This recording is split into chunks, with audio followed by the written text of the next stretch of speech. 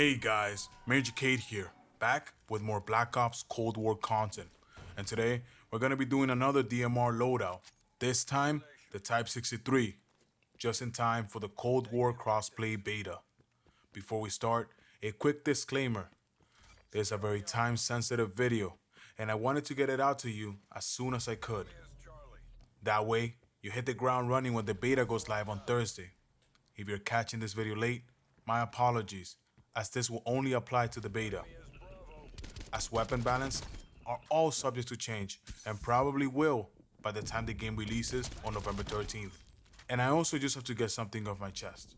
I streamed both the beta and the alpha for 48 hours, and I only used the Type 63. So I have a little bit over 80 hours of playtime with this DMR, and I have to say that the beta version of this gun is absolutely horrible. This is easily one of the worst DMRs that I have ever used, and it's completely different than from what we saw in the alpha. Some, but not all of the changes include a different perspective when you aim down sight. They slowed down the ADS. For some reason, they decided to add 5 more rounds to the magazine, and they added recoil. Before, it used to be a 3 to 4 shot, super accurate but spammy semi-automatic. Now, it's an inaccurate, slow hit marker machine. I mean, look, just look, how they massacred my boy. It really feels like a night and day difference. Also, something that I wanted to point out is that this is a time-sensitive episode, and it won't age well. I'll be sure to revisit this gun come launch and make an updated video if needed. But enough talk, let's get to the loadout. As always, there are 3 things that I look for in a DMR. That is reliability, accuracy, and speed. But first, we're going to look at the base stats for this weapon. The Type 63 has a fire rate of 300 rounds per minute. This is lower than both the SKS and the AMAX with the M67 rounds for Modern Warfare.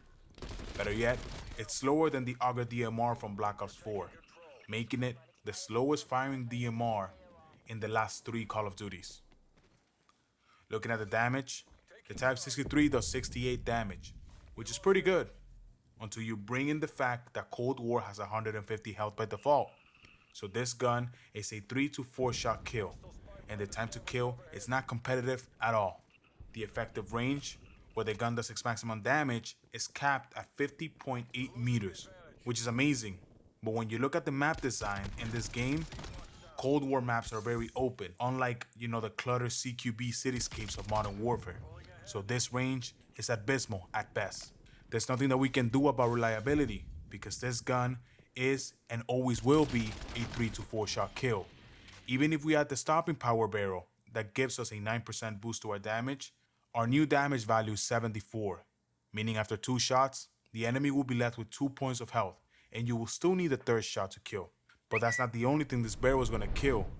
It's also going to kill our range by 25%. So after 38 meters, it will drop out to a 4 shot. In layman's terms, this barrel is practically useless. So that leaves us with accuracy and speed. I personally always try to prioritize accuracy over speed. The mentality is, it doesn't matter how fast you are. If you don't connect your shots, you might as well be rushing to your death. But this is not the case in Cold War. For the first time ever, tactical rifle aim down sight times are different than assault rifles. And it pains me to report that the ADS is extremely slow. SMGs will ADS in 250 milliseconds, assault rifles in 300, but tactical rifles, they aim down sight in 350 milliseconds. So if you want to keep up with your full auto brethren, we're going to need to pick up the pace. To put into comparison, the weapon with the slowest aim down sight in Modern Warfare is the MG34, an LMG by the way, at 340 milliseconds, and the Type 63 is still 10 milliseconds slower than that. Yikes. So speed is enemy number 1. First attachment up is the Warden Tight Grip, with a 20% boost to our aim down sight speed and an 80% reduction to flinch. This is as much bang for your attachment slot as you can get, and with only one con, a negative 5% to our sprint out. Our new values are a flinch variable of +2, Don't ask me what that means because I simply don't know. But I do know that our 350 millisecond aim down sight time gets cut down all the way to 280 milliseconds. That's a whopping 4 frames and a half at 60 FPS. And our sprint out time suffers from 400 milliseconds to 419, which is only a frame, but still. Next, we need to keep speeding this up, so now we're going to compensate for that hit that we took to our sprint out time, with the no stock boosting our sprint out by 30%, taking us from that 419 sprint out all the way down to 299, for a total of 7.5 frames faster, and reducing our hipfire accuracy by 15%, which is not really a big deal, because if you ever need to hipfire a DMR, you're already in too much trouble. And now that we're up to speed, let's take a look at a recoil.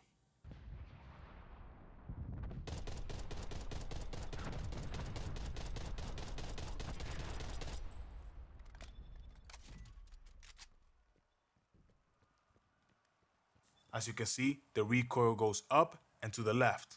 That's a big no-no by DMR standards, but we got a tag team solution for this.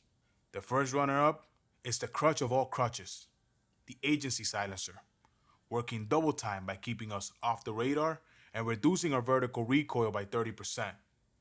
Meanwhile, reducing our muzzle velocity by 25%, from 735 meters a second to 551 meters a second. But it does take our vertical recoil variable from 351 to 273. For those of you who don't know, recoil in Cold War works off an X and Y axis, with Y being vertical and X being horizontal. The higher the number on the Y axis, the more your gun could kick up.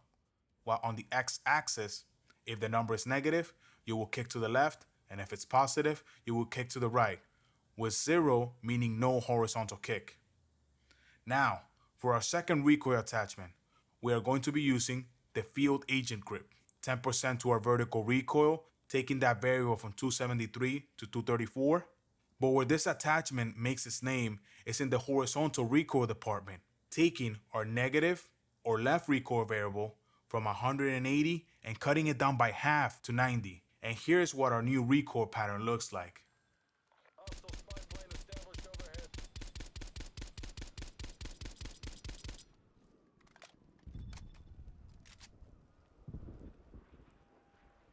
As always, with these great attachments, we're going to lose something.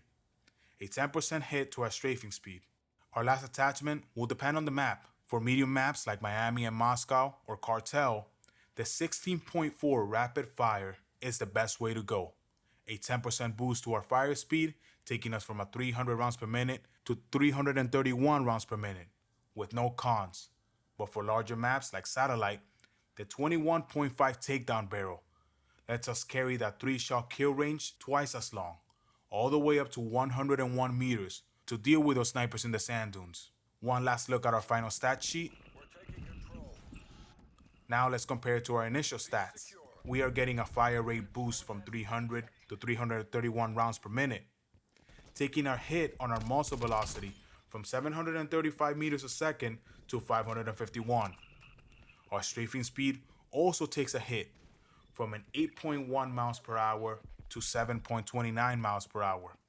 Our sprint out time, however, gets a massive boost from 400 milliseconds all the way down to 299. We're as fast as possible in our aim down sight from 350 milliseconds to 280. Our initial vertical recoil is 390, and we took that all the way down to 234. And our horizontal from negative 180 to negative 90. Our flinch variable has also improved from a 10 all the way down to a 2. And our hip fire took another hit from an 8.5 to 9.77, which is negligible. And finally, this is what our new SKS looks like. Chef's kiss. If you enjoyed this episode of the DMR Loadout series and want me to cover another weapon, especially of Modern Warfare, since I covered the one DMR that's in the Cold War, leave your recommendation down in the comments section. As of right now, I am currently working on the best setup for the hollow point round SMGs. That will be the Fennec and the Striker. So hit the subscribe button and turn your notifications on to get notified when those videos go live. If you have any questions, hit me up on Twitch. Link will be in the description below. A like rating is always appreciated. And before I go, I got a bit of news. I'm going to be live for 72 hours for the first time here on YouTube. I will also be giving away a copy of Black Ops Cold War Cross-Gen Edition during the stream. It all starts on Thursday at 1 p.m. Eastern Standard Time. I'm Major Cade, and I thank you for watching.